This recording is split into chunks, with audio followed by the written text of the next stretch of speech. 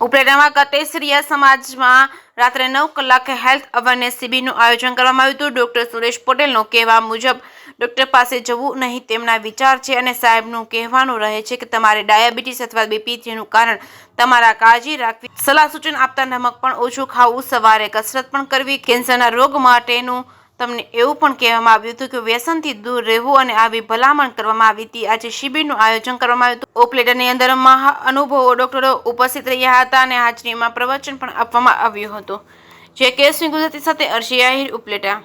આજે મારા માટે ખરેખર ગૌરવનો દિવસ છે કે આટલા બધા લોકો મારી હાજરીમાં અહીંયા ઉપસ્થિત થયા છે અને મને જે કંઈ ઈશ્વરે જ્ઞાન આપ્યું છે એ જ્ઞાનનો મેં લાભ આપવાનો પ્રયત્ન કર્યો છે અને આટલા લોકોમાંથી થોડાક લોકો પણ જો એના વિશે ગંભીરતાપૂર્વક વિચાર કરશે તો એમની જિંદગી સારી રીતે સાર્થક થશે અને રોગમુક્ત થશે એનો મને આનંદ છે।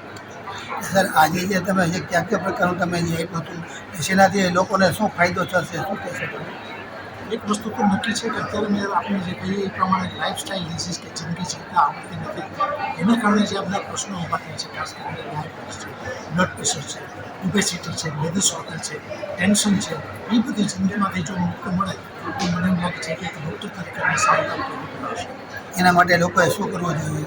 એના માટે મેં આખા લેક્ચરમાં એક જ વાત કરી છે કે તમારી જાતને તમે પ્રેમ કરો અને વ્યસનથી મુક્ત રહો, સવારે થોડી કસરત કરો, મન આનંદમાં રાખો અને બીજાને થોડીક મદદ કરવાની કંઈક વૃત્તિ રાખો।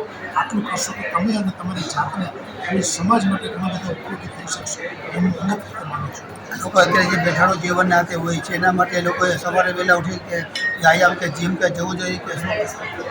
એટલું બધું દરેક જગ્યાએ શક્ય નથી હોતું, દરેક જગ્યાએ જીમ પણ નથી હોતું, પણ હું તો લોકોને કહ્યું કે સવારે ઉઠીને માત્ર 24 કલાક માટે અડધી કલાક તમે તમારા માટે આપો। સવારે ઉઠી બ્રશ કરી, એક ગ્લાસ પાણી પીને 15 મિનિટ જવાનું ને 15 મિનિટ આવવાની ઝડપથી કરો તો તમારો આખા દિવસનો વ્યાયામ પૂરો થઈ જશે। આ તમે લોકોને શું પ્રેરણા આપવા માંગો છો? એના એમ જ માગવા માગું છું કે ઈશ્વરે તમે જે શરીર આપ્યું છે એ સાચવવાનું કામ ઈશ્વરનું નથી, એ તમારું છે, એ જવાબદારી તમારી છે, ઈશ્વરને દોષ નથી।